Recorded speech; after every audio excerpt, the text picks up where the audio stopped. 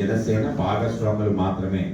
అలాగే కేంద్రంలో భారతీయ జనతా పార్టీ ప్రభుత్వం నడుస్తుంది, దాంట్లో తెలుగుదేశం భాగస్వామ్యం మాత్రమే. కనుక ఆ పార్టీకి సంబంధించిన నేపథ్యం, వాళ్ళు ఉండే లెజిస్లేటివ్ స్ట్రెంత్ ఆధారంగా ముందుకు కొనసాగుతుంది.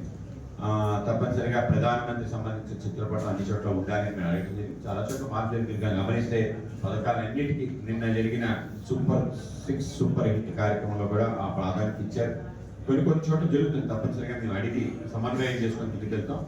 తెలుగుదేశం కార్యకర్తలు కూడా అసంతృప్తున్నారు, జనసేన కార్యకర్తలు ఉన్నారు, బీజేపీ కార్యకర్తలు ఉన్నారు. సాధారణం, సహజంగా ఒక ప్రభుత్వం ఉన్నప్పుడు ఆ ప్రభుత్వంలో ఎటువంటి అభిప్రాయాలు ఉంటే, అభిప్రాయ భేదాలు ఉంటే కానీ సమన్వయం చేసుకుంటూ ముందుకెళ్లాలని నిర్ణయించుకున్నాం.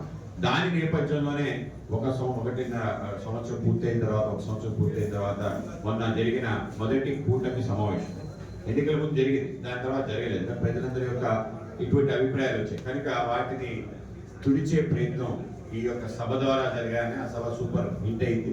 ఆ విధంగా సూపర్ 6 తో పాటు సభ మంచి కూటమి ఆధ్వర్యంలో జరిగిన బహిరంగ సభ అనంతపురంలో కానీ ప్రజలు రావడం జరిగి మంచి ఆదరించారు. రాష్ట్ర వ్యాప్తంగా ఒక మంచి వాతావరణం ఏర్పడింది. కనుక సమన్వయం చేసుకుంటూ సమస్యలు పరిష్కరించుకుంటూ ఉంటుంది.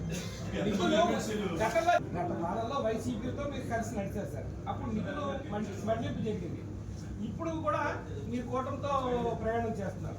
గత మళ్లింపులు దాని మీద ఏమైనా యాక్షన్స్ ఉన్నాయా? అంటే ఒకటి సబ్జెక్ట్ టు డైరెక్షన్, మేము ఎప్పుడు వైసీపీతో ప్రయాణం చేయలేదు. రాష్ట్ర ప్రభుత్వంతో ఏ సంబంధాలు కేంద్రం పెట్టుకోవాలో ఆ సంబంధం పెట్టిగా తృణమూల్ కాంగ్రెస్ తో కూడా బీజేపీ మాకు ఎంత బద్ద వ్యతిరేకైనా, కేరళలో ఉండే కమ్యూనిస్ట్ పార్టీ ఎంత మాకు వ్యతిరేకన్నా ఆ రాష్ట్రాలకి వచ్చే విధులు కానీ అలాగే ప్రాజెక్ట్స్ కానీ ఎక్కడా కూడా మేము వివక్షత చూపించలేదు. అదే తరహా ఆంధ్రప్రదేశ్ లో కూడా చేయడం జరిగింది. అయితే అక్కడ తెలుగుదేశం ఫైట్ చేస్తుంది కాబట్టి బీజేపీ కూడా వాళ్ళ ఫైట్ చేయాలనుకోవడం కరెక్ట్ కాదు.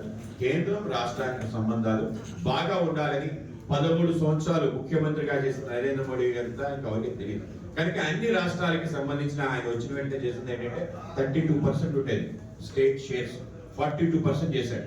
ఇంకా అక్కడితో ప్రారంభమైంది. ఈ వివక్ష ఫెడరల్ సిస్టమ్ అన్నింటినీ గౌరవించాలి. ఆ విధంగా వెళ్ళాం.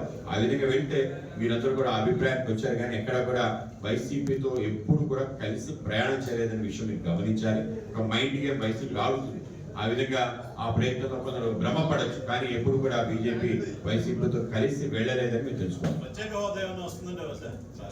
రాష్ట్రానికి సంబంధించి కేంద్రం ముఖ్యంగా ప్రజల మధ్యలో మోడీ మధ్యలో ఆంధ్రప్రదేశ్ అనేది మా నినాదం. ఆంధ్రప్రదేశ్ ఒక ప్రత్యేక రాష్ట్రంగా నరేంద్ర మోడీ గారు గుర్తించారు. దేశంలో ఏ రాష్ట్రానికి అత్యధిక పనికి ఆహార పథక నిధులు ఇచ్చారంటే అది ఆంధ్రప్రదేశ్ అని గుర్తించాలి. దేశంలో అనేక రాష్ట్రాలున్న అత్యధిక ఇల్లు ఇచ్చిన రాష్ట్రం ఏదైతే ఆంధ్రప్రదేశ్ అని గుర్తించాలి. అనేక ప్రాంతాల్లో అనేక రకాల స్కీమ్స్, అన్ని రకాల స్కీమ్స్ ఒకే ప్రాంతానికి ఇచ్చిన నేపథ్యం కూడా ఆంధ్రప్రదేశ్ ఇన్స్టిట్యూషన్స్ ఇవ్వడం కానీ ఏదైతే విభజన చట్టంలో చెప్పిన ప్రతి అంశాన్ని గ్రౌండ్ చేయడం జరిగింది. 100% పూర్తి చేయడం కూడా జరిగింది. దాంట్లో ఎటువంటి డోకాలేదు. ఎటువంటి డిబేట్కైనా ఎటువంటి సవాల్కైనా మీరు సిద్ధం చెప్తాం. ఏదైతే ప్రత్యేక హోదా సంబంధించిన అంశం అనేక సార్లు మాట్లాడాం. ప్రత్యేక హోదాకి మించి ఈ ప్రాంతానికి ఇచ్చాం, రాబోయే ఇంకా ఇస్తాం. ఆ విధంగా ముందుకు వెళ్తాం. ఇటువంటి రాజీ లేని రాష్ట్ర అభివృద్ధికి నరేంద్ర మోడీ గారి నేపథ్యంలో ముందుకు వెళ్తారు. అందరికీ ధన్యవాదాలు. నేను ఇది అయిన తర్వాత మా శోభాయాత్ర పాల్గొని తయారవ్వాలి. సమావేశం మీరు అందరూ రావాలి. అన్ని విషయాలు ఇక్కడే చెప్పేస్తే మీరు ఆ సభలో రాయడానికి అవకాశం ఉండదు. మా పెద్దలు బాగా